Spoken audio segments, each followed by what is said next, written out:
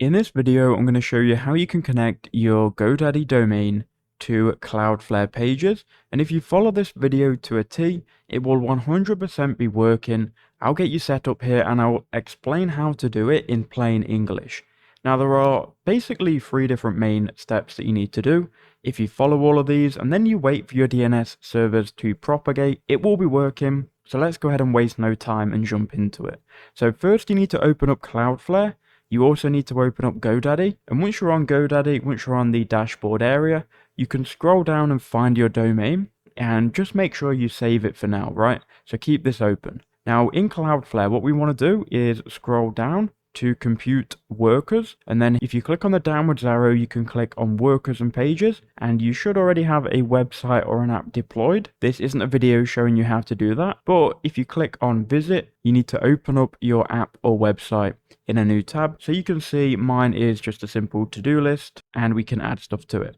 Now this URL is going to be important to us when we're setting up the DNS record, so keep basically these 3 tabs open. Now what we're going to do is we're going to click into the project. So we're on compute workers and pages. We've clicked into the project we want to connect the custom domain to. We then need to click here custom domains, then we can set up custom domain. Now what you need to do is go to GoDaddy, copy the domain that you want to connect, and then go and paste in the domain. Then click continue, and then click begin DNS transfer. That's going to open up a new tab, and what we need to do is add some custom records.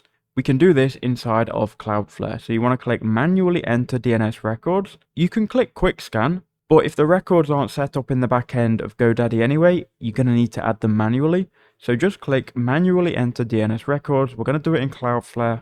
Click continue. It is going to be very easy, trust me. Do make sure you paste in your domain here though, then click continue.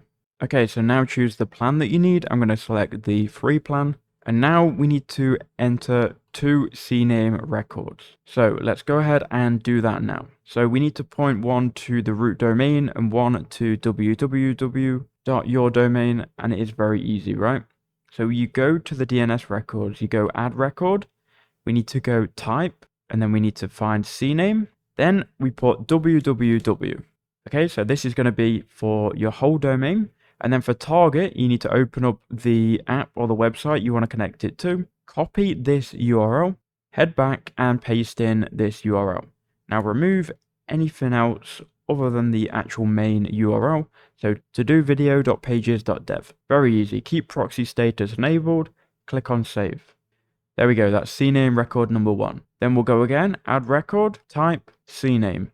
This time though, we'll type in @ and we'll paste in the exact same thing into the target. Again, do the exact same stuff and click save. Now you should have 2 CNAME records added, which is fine, right? We need to add both of these. Now, if it's conflicting with a record, you might need to delete any other CNAME records you have, but I can't really show you that right now because I don't have any conflicting records. But look for a conflicting CNAME or a name record, which might be conflicting. So now we've added these 2 records. Now what we need to do is fix this invalid name servers issue. And how do we do that? Well, we need to go to the domain overview in the top left-hand corner. As you can see, it recognizes that we are hosting our domain on GoDaddy. We need to make sure DNSSEC is turned off. And then we need to replace the current name servers with the Cloudflare name servers. So we'll go to GoDaddy. We'll go into the DNS area of our domain. Now this may be different depending on how often GoDaddy updates, but here you can see DNS records and you can see DNSSEC. So if we click on DNSSEC, make sure that it isn't turned on. So by default, I think it won't be turned on. Don't click turn on, just make sure that it isn't turned on. Now go to name servers and we need to change the name servers and we need to use our own name servers, which we're going to copy from Cloudflare. So copy name server number 1. Paste it in here. Copy name server number 2, paste it in here, click on save. Then should update these name servers, click continue. There we go, so that has been updated. Now back to Cloudflare, and now we can check the name servers. Now this can take a few hours, so just be patient with this. So as we can see, it is now active. For me, that took maybe 5 minutes at best, not long at all. So once we've got the clear from this, we can go back to the Cloudflare dashboard. You can then see it here actually, active. Then scroll down, compute workers, workers and pages, and then go back to the website you're connecting the domain to. Click on it, go to custom domains, set up a custom domain, then just type in your domain. So my domain is searchablehowto.com. So first we want to add www.searchablehowto.com, continue.